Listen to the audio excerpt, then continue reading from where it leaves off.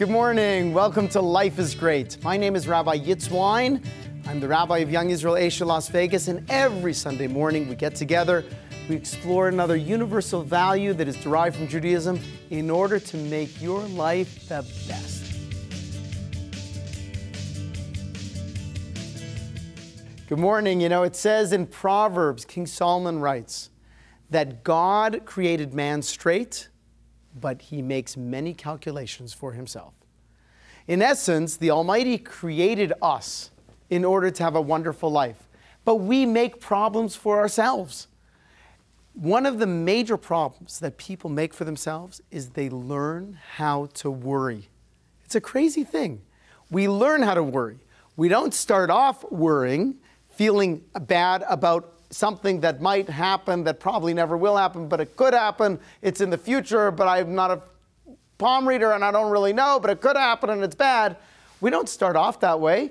When you look at a child, you look at a baby, he's living in the moment. If he's fed and his diaper's clean, he's happy as a lark. And as soon as his diaper gets a little, you know what? He's not so happy. But he lives in the moment. But then we grow up, and now we become wise, we become smart, we become worldly. And with all that worldliness, we learn how to worry. We learn how to take our lives, wrap them up, and create all sorts of calculations. And that's why King Solomon identifies that this worry, learning how to worry, is one of the greatest enemies of happiness we could ever have. But let's go out to the people. I went out to my favorite coffee bean, and I asked people how much they worried. And I asked them about the kinds of things they worry about. Let's see what you had to say about this. Okay, Audrey? Yes. Okay. Tell me something. Do you worry a lot?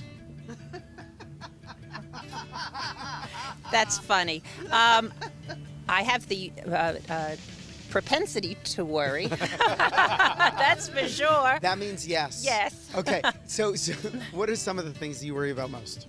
Health. Okay. Your health or others? Both. All right. Does it seem to help? Never. Never. It always makes it worse. Okay, great. Thank you. Do I worry a lot? At times.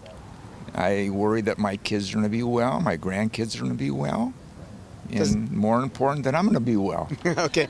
Does it help you to worry? No. Because what's going to be is going to be. Que sera, sera. Exactly. Do you ever think that when you worry, you're going to cause bad things to happen? No. How often do you worry? Oh, probably the majority of the day. Really? Oh my goodness. Now tell me something. So what are some of the things you worry about? Oh, physical safety of the family. Okay. Yeah. And does it seem to help you? Yes. Really? How does worrying help you? Because it helps me sort through things. Fantastic. I'd rather think about things than ignore them. Excellent. Okay. Thank you so much. How often do you worry? It depends on severity of the worrying, but probably on a daily basis. Okay. What are some of the things you worry about? It could be as simplistic as just driving around not getting hit, or something as big as endangerment of my family, or coming to work and getting in trouble. I mean, there's a lot of little things. Do you think that when you worry about things, it helps you? Actually, I don't think it helps at all. Like, I think, it'd be a difference, in thinking about something, strategically, and you kind of plan for an event that maybe could happen, but worrying in the sense of just being worried about a lot of things, I feel like, it doesn't really help with the situation you're in. It kind of just stresses you out, maybe can make your outcome skewed. Okay, great. In other words, you're saying it actually makes things worse when you worry. Yeah, I believe that. I believe that 100%. I mean, when somebody's driving around and they're worried about everything all around, they're probably the more prone person to get into an accident rather than somebody who goes out not worrying. Randy, do you worry a lot? Not really. My life's pretty easy right now. Fantastic. Are there things that pushes you, if you're having a crummy day, do you seem to worry more? Yeah, usually about money. Usually about money? Yeah, I'm an accountant, so it's pretty much all I worry about. Does worrying about money help you make more money? Honestly, yeah. Kind of focuses me on make what I need to do to make more money. So honestly, since I moved out here, I've tried to be more positive since I've been out here and not to worry about things. Okay. But yes, I do a little bit. As a female, yes, I do worry. I think probably more than I should. So I hear it ages you, so I try not to. Hey, what are some of the things that she worries about? Some of the things she worries about is just day-to-day tasks, things that are usually menial and really are things you shouldn't worry about. I myself, I don't worry about anything, and I try to kind of put that kind of thinking and thought process, as a friend to her. Wonderful. Now, why don't you worry about so many things? Because I believe in God, for one, and there's no reason to worry when you're living the life you're supposed to live. Oh, beautiful. And okay, you do worry, but you also believe in God, right? Yes, most definitely. Okay. So, friend here, he's able to let the godliness seep through and take care. I think the reason I worry is because I'm a caregiver and I try to take care of a lot of situations. So I worry about what I can do to help in the situation, and that's why I worry so much. So I want to do what I can do the most in the situation. Does it help you? To worry? Yes. No. Welcome back. Now, I don't know if you were fortunate enough to see last week's Life is Great show, but something that you'll notice is that many of the people that said last week that they evaluate life situations to the positive, in other words, when they looked at, say this, they would say, that glass is half full. Those are the same people who said they worry a lot. There's a very deep point behind that, actually. There's a joke that's told about there's a Frenchman and a Russian and a Jewish man, and they got lost in the desert. They're walking in the desert. And as the sun rose to the apex and they're getting really tired, the Frenchman said, this is very difficult. I am tired. I am thirsty. I need some wine to quench my thirst. And then a little later on, the Russian, who's tougher, said, me from Mother Russia. I am getting tired and thirsty. I need some vodka. I need some vodka. And then the Jewish man, who also is getting tired and thirsty, he says, oi, I'm getting so tired and thirsty. I must be a diabetic. Maybe I have some other ailment. I'm sick, right? You worry, you create things. I'm thirsty, I must be a diabetic. Where did that come from? But we create all sorts of craziness for ourselves. So I want to take a few moments today, and I want to think about what do we worry about? And how can we stop worrying? How can we teach ourselves to not worry, to relearn that horrific character trait that so many of us have brought into our lives? So again, let's start straight from the beginning. And this is a concept that I share with you over and over again. And as the Talmud tells us, most important things about life are not difficult to understand. They're just difficult to do. Okay? So we have to recognize that we control our thoughts. And if you control your thoughts, that will lead to your emotions. After you have emotions, your emotions will lead to actions, and actions lead to events. And then you're back around again. How do you evaluate those particular events with your thoughts? It's a cycle. So what we want to learn to do is to choose our thoughts more carefully. And then that will lead us to better emotions, which will lead us to better outcomes. So the first thing we have to realize in terms of worrying is understand how destructive it is, how bad it is for us.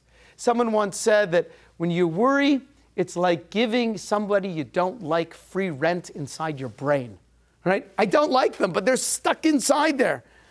Don't let somebody you don't like inside your head. Who says that you've got to do crazy too? Just because someone else is crazy, why do you have to be crazy? Let them be crazy on their own. And whatever you do, don't anticipate craziness. As a friend of mine once said, when a person worries, it's like you're paying for dinner 3 times over. See, what does a normal person do?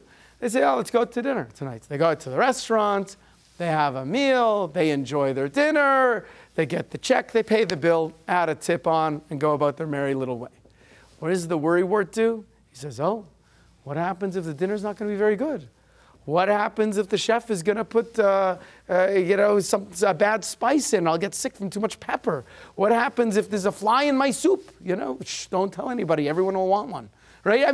What's going to happen? All these things. Then they show up at dinner, And then as they're eating, okay, it's not that bad, it's not that bad. But then they're finished eating. They say, oh my goodness, maybe I'll get sick. Maybe I ate too much. Maybe I ate too little. Maybe I ate something I shouldn't have eaten. And then they get the bill. They got to pay for it again, right? You pay the first time through the bad emotions, worrying about it, so you don't really enjoy the meal. And then you experience the meal, that because you were worrying about it, you didn't really enjoy it, and then you got to pay for it. So why allow life to be so expensive? You know, another analogy that I'm very fond of is imagine you're driving down the freeway. And you know, here in Las Vegas, there's a great place right near the right near the turnoff to the airport, and you know, where the I-15 connects with the 215, and you can make a mistake there. You can make a mistake, and if you take the wrong turn, it's not like you took the wrong turn and you lost 1 mile. You take the wrong turn and you lose 3 or 4 miles. And if the traffic's a little heavy, you didn't just take the wrong turn and lost 10 minutes going this way. You got to get off the freeway, turn around, and then you lose another 10 or 15 minutes that way. So at the wrong time, the wrong turn, you lose both ways. That's what worrying is. When a person is concerned about something in the future that may happen or may not happen, then they create a situation in their life that there's so much expenditure of energy and of goodness, they don't have anything left to live properly in the moment. Needless to say, the Talmud is extremely critical of a person who worries. The Judaism teaches that when a person worries, it compares it to, again, it's a person that is gathering wealth for somebody else. Gathering wealth for, you're spending your whole life working and working and working, and you might die. And that might go to your wife's next husband. You don't know what's going to happen.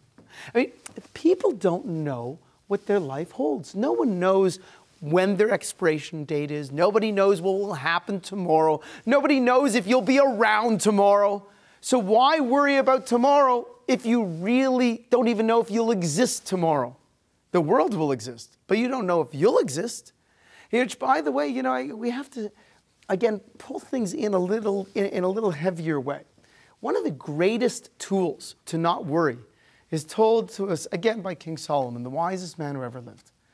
King Solomon gave a parable, told a story, but there was one time a king who was sending his son off on a far distant journey. So he went to the wisest men in the kingdom and said, give my son a gift that will make sure that when he becomes depressed, he will become happy. And if he becomes overly joyful and perhaps reckless, then it will calm him down and keep him stable. So there was one particular wise man who came up with a gift, and it was a ring. And on that ring, there are a few words that were inscribed. Gam ze ya'avor, which means this too shall pass. This too shall pass. And when King Solomon looked at that ring, he understood the message behind it.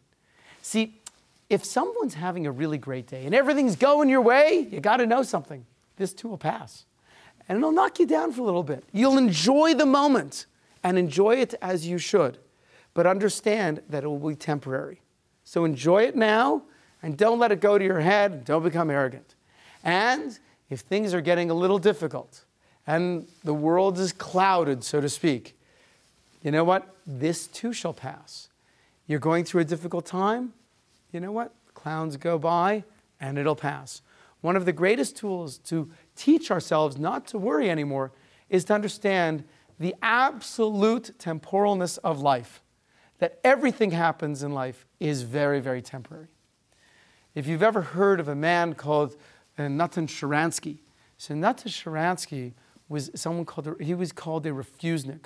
See, in the late 1970s, he was a Jewish man who was in Russia, and at the time the Soviet Union did not let Jews out.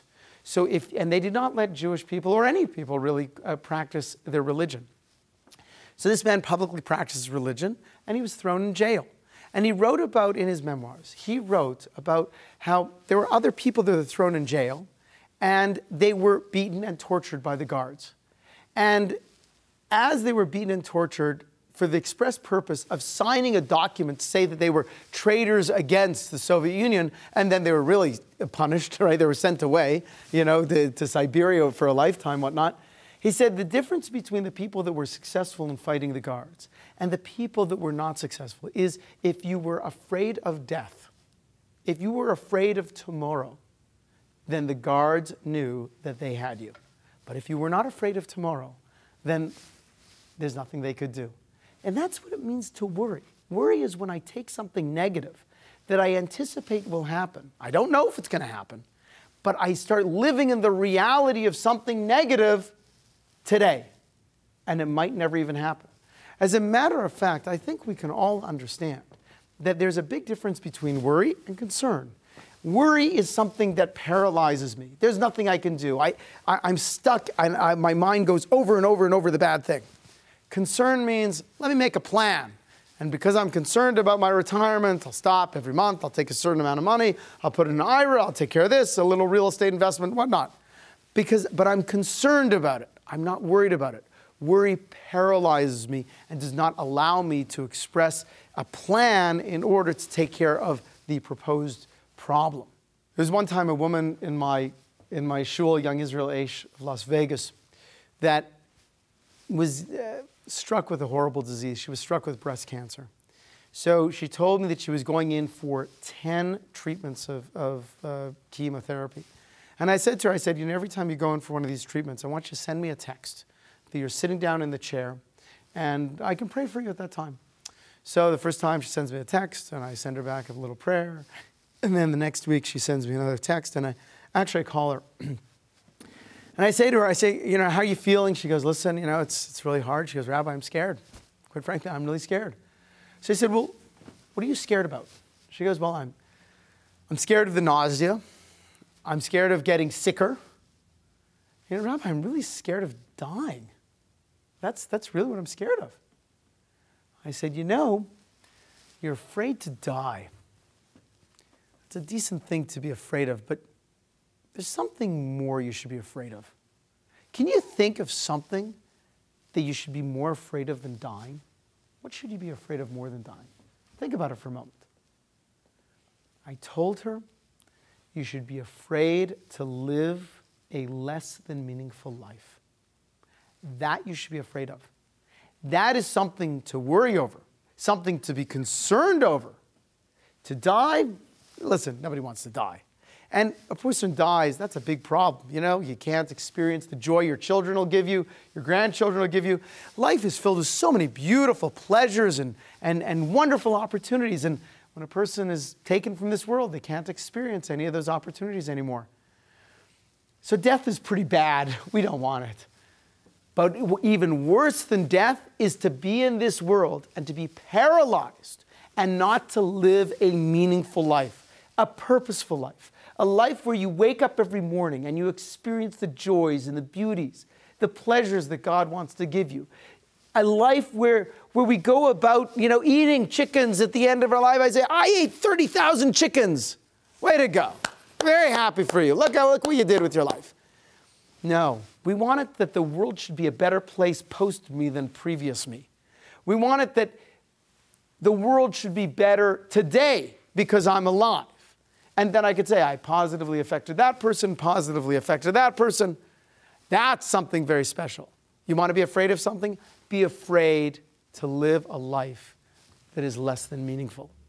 So just when we pull this whole thing together, we have to realize again, God created mankind straight, but man creates all sorts of calculations.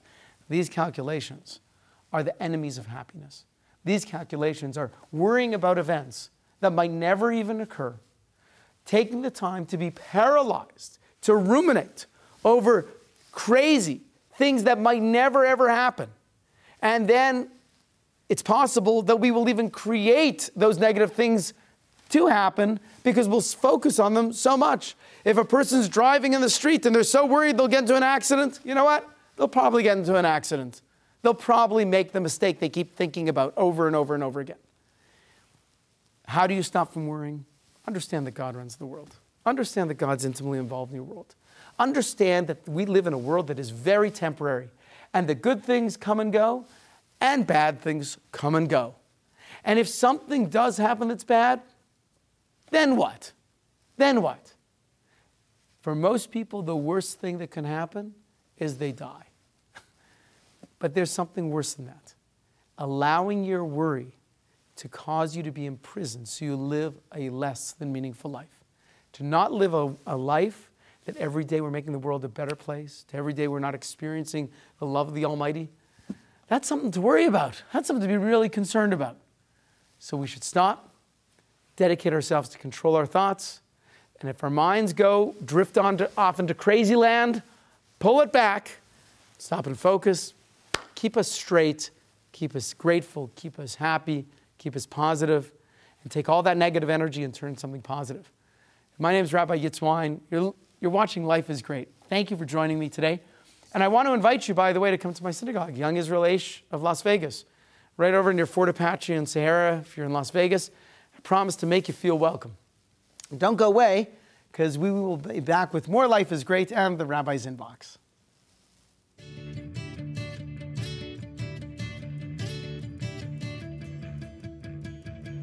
I'm actually really excited about the television show because I kind of have a conflict with the Rabbi Show and I have to run it on YouTube or whatever.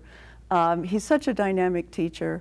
He can appeal to all levels and all levels of learning, all levels, walks of life, men, women, and I'm just really excited about being able to actually see his face on TV.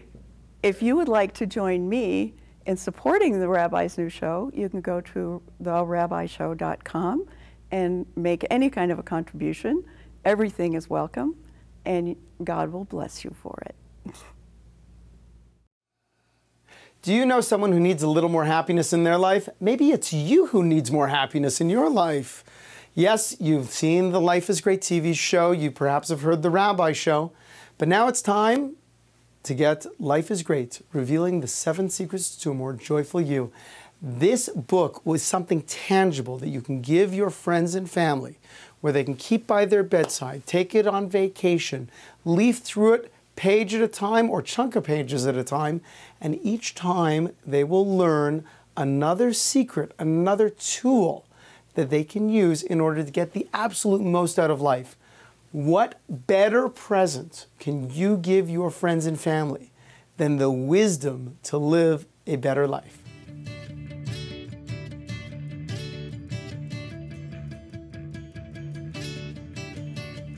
Welcome back to Life is Great. This is a segment we call the Rabbi's Inbox, and it's your opportunity to send me an email, a question. You can send it to rabbi@therabbishow.com. And I promise you I will respond to your question, and I might even put it on the air and read it during this program or during the Rabbi Show radio program that is immediately following this program. Let's go. Dear Rabbi, my daughter is not a great student, and we are very worried that she won't be able to take her SATs, not go to college, and support herself. How do we stop worrying about our child when we love her so much? Well, the simple answer is teach her to marry money. Okay, just kidding. Just kidding. What you really want to do, though, is you have to pull out from your own issues. Your daughter will be successful if you teach her that life is good. If she knows that life is good, and you give her the basic skills, you expend your effort to try and give her a career, give her an education, teach her to be responsible and accountable, give her the proper social skills, then it's up to the Almighty. You know, there's a certain amount of effort that we can do, and then the rest is kind of beyond us. And as a matter of fact, Judaism even teaches us that when a person overexerts in the amount of effort that is normal, in a certain sense, they're a little bit of an idolater. You'll notice that earlier when we asked the question to people, did they worry? We also asked, did it help you? The overwhelming response was, no, the worrying did not help me. You need to be concerned that your daughter can get an education and get a career. Concerned means that you set out a plan for her. You give her the value of education. If necessary, you give her a tutor. And then you set her up, you teach her a way to make a living. And if you do that with a sense of concern, then as a parent, you're doing the responsible thing. And don't forget, you have to pray a lot. Never, never minimize the value of a prayer. Never minimize the value of doing a good deed in the merit that your children will be successful.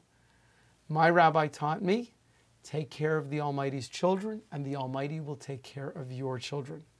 As a parent of 6, I will tell you, we all have concerns about our parenting.